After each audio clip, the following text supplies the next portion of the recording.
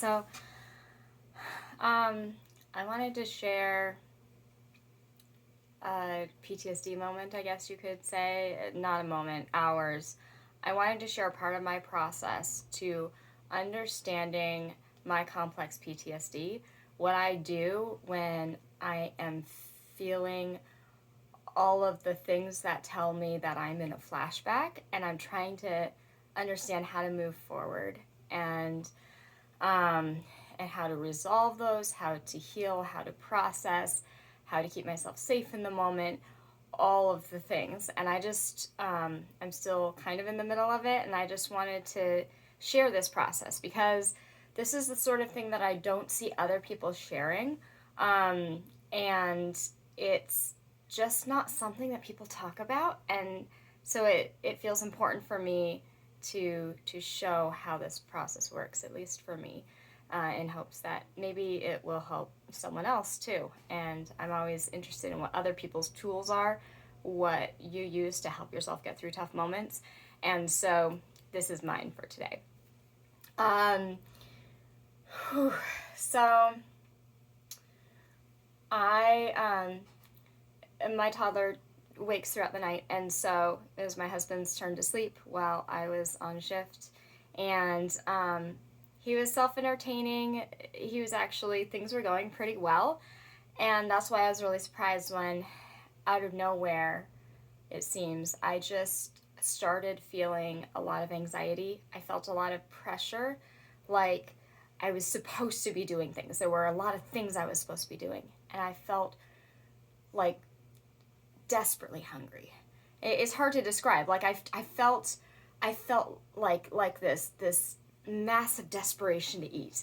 Like if I didn't eat right away, that really bad things would happen. And that was odd because I had just eaten an hour ago. But my first instinct was, I'll make myself a snack. And as I was making this snack, I recognized in my head, this was the first thing I recognized a pattern. I was like, huh, I make this same exact snack whenever I'm feeling this way. And it never helps, but it's kind of an impulse thing. It's a pattern. And I'm not saying that that's bad, but it was just like, huh, I recognize a pattern here. I feel this way, I eat, and it doesn't really help. So the first thing I did is, let's see if I can sit with this feeling for a little longer before having my snack. Let me see if that shows me anything. And so I'm watching my toddler. I'm trying to listen to this feeling, and it was very uncomfortable. It's crawling out of your skin feeling. It was so much like I'm supposed to be doing things, and I thought maybe that would help me feel better. I did the dishes, I cleaned up the kitchen a bit, I changed my toddler's diaper, and it was things like, oh, I should change his diaper, and then I did other things for a few minutes, and then it was like, I'm such a bad mom, I didn't change his diaper right away. And that's not my typical. So being able to recognize that and go, wow, where did that thought come from? Usually I'm not beating myself up for waiting a few minutes to change his diaper, but this is me going like, am I a terrible mom? Is he going to remember that? Is someone going to find out and call protective services on me because I didn't change his diaper for a few minutes? This is ridiculous, okay? This is not logical. But this is the thought that pops into my head.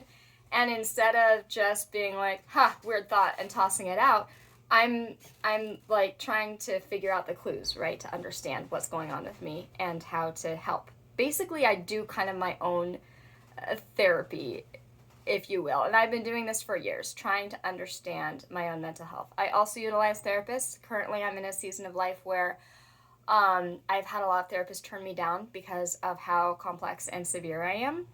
And that is their prerogative, but I still have to find help somehow. So I do help myself as much as I'm able to. And here's part of my process. So I take these intrusive thoughts as clues. I take my feelings as clues. I take my actions as clues. And I try to just get an understanding of what's going on without judgment, right? That's very important. And so I'm noticing all of these things, and the feeling gets to be too much. It starts to be too intense for me to feel like I can handle it. And I had the option of waking up my husband to get on shift, but he really needed his sleep. And so I had to talk myself through, my toddler is safe right now. He has his needs met. He would occasionally be fussing and coming up to me for something, and I would address his needs, which made it hard for me to focus on myself, but I kept telling myself, you can find a way to figure this out and care for him at the same time, as long as his needs are being met. And so this went on for hours. This is not a quick and easy thing. It felt very uncomfortable for me. I felt like I was on the verge of a panic attack. I had my heart racing, my thoughts racing. Everything felt like bad things are about to happen. And from the outside, I looked very calm. From the outside, it just looked like I was just kind of sitting around and occasionally getting up and doing something, and it looked very chill. That's not what was happening on the inside. And eventually, so when it felt to be too much, then I let myself start eating, because eating is a good thing. You know, I mean, look at me. I eat as much as I possibly can all day, every day. That's how my metabolism is. And so I started eating. I started eating more and more and more. And eating didn't help, but it felt like it was about to help. And so I kept doing it. And all the time, I'm trying to think, when did I feel this way similarly? That's another technique that I use. And the answer that popped into my head didn't make logical sense. A lot of this doesn't make logical sense. You have to just let it happen, no judgment, and follow where the clues are leading you. What popped into my head is actually the time that I've felt similar to this has been right before live streaming. There's nothing happening that's similar to live streaming in this moment, right? I'm watching my toddler, I'm making snacks. Everything is very chill and very calm. There are no expectations on me except, keep my toddler safe. And so I was like, well, that doesn't make sense. But when I tuned into the feeling, I was like, wow, it's that exact same feeling. I don't know why. This is bizarre, but it is that exact same feeling. And so then I went, okay, what are the similarities between right now and right before I'm about to stream? Which, by the way, I had to stop live streaming for the most part, especially stop on a schedule. I've done it occasionally, but I had to stop because of this trigger. Whatever this thing is, this flashback, I was having it so severely that I could not stream anymore. And so I was like, this is really weird. What's the same? I'm sorry, I'm just picturing people being like, this is bizarre. What's the same between chilling at home, no cameras, no audience, no nothing, with my toddler and eating snacks in the kitchen versus live streaming? So I went, okay, well, I have a set period of time when I can't do whatever I want. Okay, during this time, I have things that I actively need to do. Like, I can't just lay there and do nothing. I have a responsibility, right? I have an action that I should be performing, if you will. And so I was like, okay. I mean, I'm just grasping at straws here. I'm so glad no one's in my head right now listening to this, because this just sounds bizarre. I mean, actually, what I wanted to say there is it sounds crazy, which, I mean, it's mental health. It's not supposed to make sense. It makes sense in a very odd and twisted way, and you'll see in a second, because the more I noticed similarities, and I was tuned into this feeling, which was very uncomfortable, after hours of this, out of nowhere, these memories come rushing into me, and it was the exact same feeling. And it was the original trauma that caused that feeling. And when this happens, because this happened many times before, trying to untangle my traumas and how they affect my current day-to-day life and trying to understand all of that. When this happens, it's the sensation is like a key turning in the lock. It's like, this is what it is. And it's just, it's like the signature of like all of the bouquet of feelings that you're currently experiencing. And it's like, and that was the first time it happened in my life. This particular set of feelings and thoughts and pressures, in my case, in this particular instance. And it all just went whoosh. And I was like, wow. And then my first thought was like, but that doesn't make any sense. It probably won't make logical sense. But it starts to make emotional sense if you sit with it, if you let yourself understand it without judgment. So I'm going to share what this was because I hope it's validating for some people. Some people might say, that's not trauma. You can't define someone else's trauma. This is part of my day-to-day working through what my experiences have been and how they've affected me personally. And I found I had to drop a lot of those judgments for myself of like, oh, that instance can't count as trauma. That wasn't traumatizing enough. Or, any of that self-talk of like, oh, you're exaggerating. You don't want to do that to yourself because that gets in the way of healing, right? You have to acknowledge how it affected you or is currently affecting you. And you have to be very honest with yourself about that. Otherwise, none of this works. And what's the whole point, right? So before I share this, I want to mention that my mom did the best that she could, and she did amazing in a lot of areas. And in this particular area, she didn't know how to help, and so she did the best that she could. And this is not about bashing her or anything like that, and I don't want you to feel bad, Mom, if you're watching this. But it is important for me to share this as part of my story and part of my journey. So when I was a teenager, I struggled a lot with math, with numbers. And my mom would sit me down at our dining room table, and she would say, you have to sit here until this is done.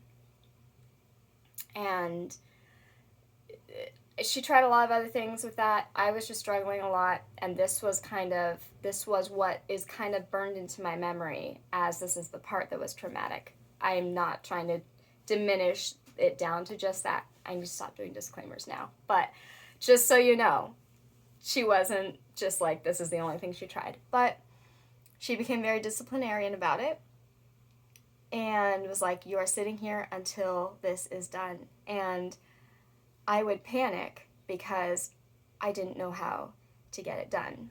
And the more I panicked, the less I was able to think and actually do the math problems, right? And the less I was able to think, the more frustrated and disciplinarian my mom became because she was like, I know that you know how to do this. I know that you're not stupid. I know that you know how to do this. Why aren't you doing this? You're sitting there until it's done. And the more I panicked, the less I was able to do even the simplest of things. I couldn't even add 2 + 2 when I was panicking, right? And so this became a pattern where it happened quite frequently to my recollection. And my mom thought that she just needed to make me do it. And all I knew is that there was basically no way out. I had to perform and I had to do it right. And if I didn't get it right, then there was no way out. And yet I couldn't figure out how to do it. And that was traumatic for me. And so today, as I'm watching my toddler, and I haven't finished figuring all this out yet. I don't know what exactly was the trigger. I haven't made all the connections yet. I wanted to share this while it was fresh on my mind. So as I'm watching my toddler, I'm feeling like I have to do something right. I have to do things right. There's things I have to do, and I have to do them right, and I'm feeling so much pressure, and it makes no sense in the moment. But it does make sense when you think of how I am in this, I like to call them emotional flashbacks, is that what I experienced in the past, it feels like it's replaying, like a loop. And the reason I wanted to eat so much was because back then when I was a teenager, eating was one of the few ways that I could get the slightest break from that cycle that was traumatic about the being forced to do math when my brain couldn't think. And so I would say, I'm hungry, I need to eat. And I was just as skinny then as I was now. So my mom was like, oh, okay, you can have some food. And that was how I bought myself the slightest bit of relief from it. And so now, whenever this emotional flashback begins occurring, then I become desperate for food. Food feels like my salvation. It doesn't matter if I just ate a full meal. It doesn't matter if I am eating until I am uncomfortable. I still feel like if I do not eat something right now, bad things are going to happen. And the importance of understanding this is that if I don't figure out these things, then the cycle just keeps replaying, and I end up sometimes having a panic attack. Sometimes maybe I would have had to wake up my husband and been like, I don't know what's going on, but I'm not able to take care of our toddler right now. Sometimes just means all day I'm in this feeling and I'm constantly just trying to distract myself from it, which means I can't really function, you know? And so this is why I do what I do, even though it is really uncomfortable to sit with these feelings. So once I figured it out, once it was like, you know, okay, I know what memory is coming up, and that's huge. That's not all that you have to do, though. A lot of therapists stop there, and that's a lot of why I kind of plateaued with therapy. I've been in therapy for over a decade. A lot of therapists stop there, like, great, you understand, you have the awareness, now you can, you know, detach from that. Now you don't have to keep playing this cycle. The problem is, remember this, your emotions, your subconscious does not follow logic. It follows its own logic. Its own logic is something triggered this emotional flashback. There was a thing that was similar enough to in the past that your subconscious goes, I know what this is. And it brings back all the things to try to inform me and protect me and give me the information that I need to move forward. Except it's, you know, it's like, wait a minute, this isn't actually helpful to me. Whatever trigger caused this emotional flashback to happen was not actually helpful to my current situation. And with therapy, they tend to go, great, you're aware of that, that means you can make different choices. It didn't matter what choices I made in that moment, because no matter what choices I made, I was still feeling all the things. I still had my heart racing. I still felt all this anxiety and pressure, and I have to do something right, and there's no way out, and there's just nothing that I can do. There's no options. I felt so trapped and scared, and I had to perform in some way, you know? And so no matter what choices I make in that moment, I'm still experiencing that. So what I needed to do was I realized that I needed some time to process, is what I just tend to refer to it as. As soon as I realized the memory, then I was like, I'm done with detective work. This is a lot. The memory clicked, and I suddenly felt very, very tired, and just like I could totally just sleep right now. And I was like, it's just like emotionally just kind of getting hit by a truck. And so a lot of those feelings started to change. They didn't feel as urgent, but they were still there. And it felt like I needed to go and lay down and just let myself experience these things without judgment. It was, I guess I called a mini breakthrough. These sort of things happened to me about, I don't know, maybe every 2 or 3 weeks. And it's been that way for years. And this is the sort of thing that a therapist would be like, oh, major breakthrough. And for me, it's like, yeah, this is my normal. this is my recovery that has been going on for a decade. I have a lot of stuff to work through. And so as soon as I was going to wake up my husband, I realized, okay, now this is something that I have a need in order to have my recovery process move forward. Then yes, I need him to take over a shift. But I was going to finish making the pancakes that I was making, because remember, I was eating a lot, and I had decided to make pancakes as part of this. So I was like, I'll finish the pancakes, and then I'll wake him up and be like, hey, and he's very used to me doing this, hey, I'm so sorry, I have something going on mentally, and I just need some time, right? I need you to take over because I need, I don't know if help and support is kind of the right terminology, but I need you to take care of the responsibilities so that I can take care of myself is basically the thing. And so, but thankfully he woke up and came out on his own. So I just gave him a few minutes to wake up, and then I was like, hey, I'm processing things that have nothing to do with stuff going on yesterday and last night. We have some pretty intense stuff happening with the neighbor, and I was like, nothing to do with that. PTSD stuff got triggered. I need to go and process. And he was like, oh, okay. And so now he is on shift with our toddler, and I wanted to record this before I lay down and just let it all kind of marinate, is kind of what I do. Just